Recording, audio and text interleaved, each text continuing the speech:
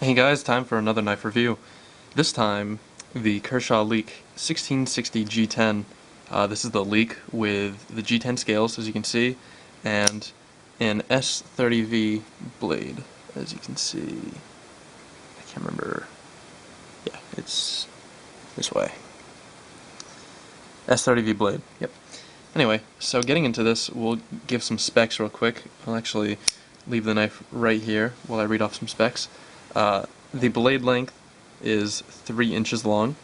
The handle is 4 inches long, which makes for, an overall 7-inch length. The knife is 3 ounces. Doesn't feel too heavy in the hand when you use it. It's definitely got a little bit of weight to it, but it's perfect for what it is, in my opinion. It's got, I believe, a flat ground blade right here with, a flat portion up here and almost a swedge, sort of a chamfering right there. Yeah, so those are the specs on this. I'll get into, right now, the G10 handle on this, which sets it sort of apart from other Leeks. As you can see, it's pretty aggressively textured, which does a good job locking your fingers onto it when you're using it. It's not as grippy as you would think, but it still definitely offers plenty of traction for what you get, and that's, awesome. The more grip, the better. All black hardware matches the nice G10. It definitely is thicker than other Leeks that I've seen. I've never owned any other Leeks, but I've definitely handled some of the other ones, and yeah, this one's thicker, but not by much, and I think the sacrifice in width is definitely worth it for the G10. I just like G10 better than stainless steel handles. I think they keep the knife looking nicer, and definitely just a better feeling, in my opinion. It's not cold or too hot on certain days. It's sort of a neutral temperature for the most part, unless you leave it in the sun. Black will absorb the heat. It's got this nice back spacer on it. Not sure if that's G10. I wouldn't believe it is. I wouldn't be surprised if it wasn't. It's probably some sort of plastic or polymer. Yeah, definitely. Looking at the sides of this G10 in comparison, that is definitely not G10. Which, that's fine. It doesn't need to be.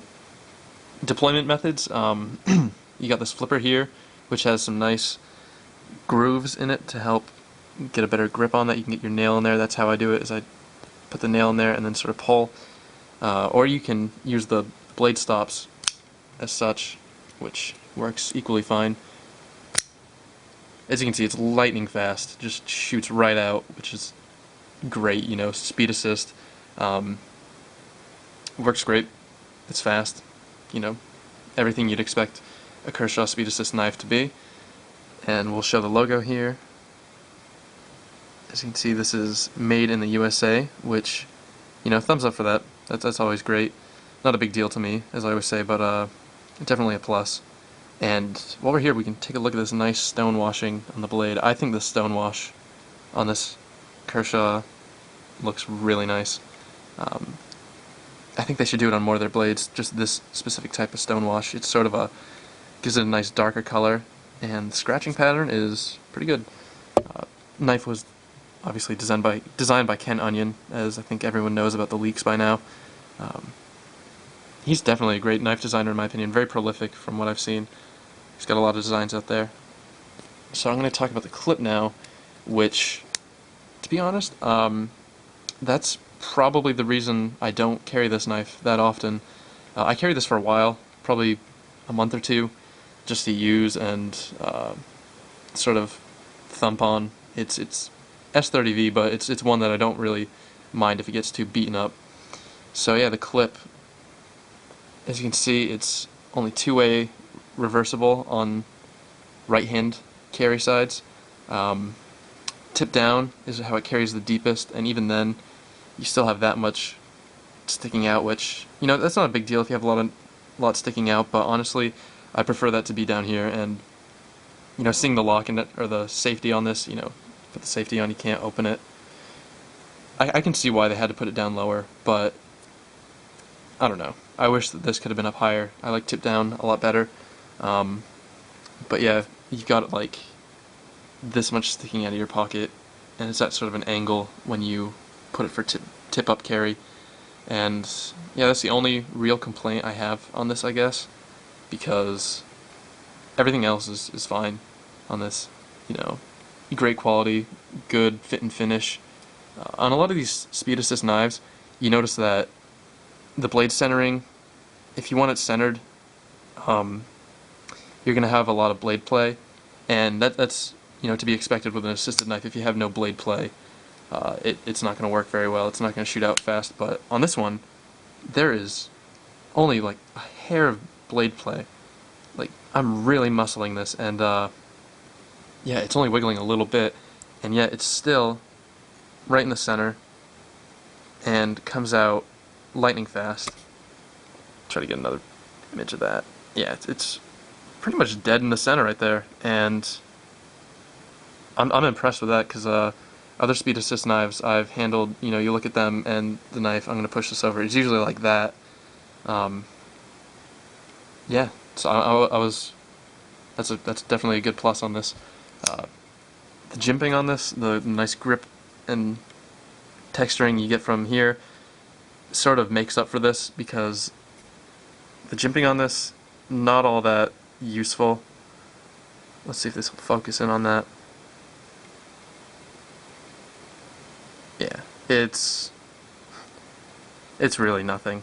It's that, and honestly, your thumb usually comes up here, which is fine, because you're not going to slide forward enough to cut yourself on this, and the spine is, sort of tapered on the edges more than a normal, or more than other knives that I've seen, and that definitely helps. Sorry, I lost my train of thought there. That definitely helps, for a more comfortable experience. And you get this sort of a finger choil down here, I guess. Same deal, just a little bit of jimping there. It's functional for what it is, for being just a couple jimps, I guess you would call it. It does its job. And the lockup, while we're down here looking at this, right now is just right for me. That's usually where I like liner locks to be. This side almost being about halfway, 50%.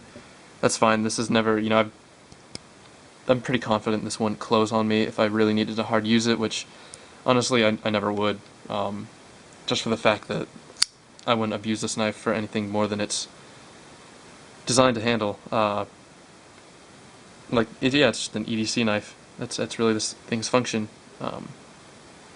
So yeah, aesthetics on this knife. I really love the way the Leek looks. Say if I don't know, maybe I'll remove the pocket clip on this, because I really like the look of this side as far as no pocket clip on it. The blade shape, really nice. Comes down to a pointy tip. One hit that I will give this is out of box. This sort of had a little burr on the tip.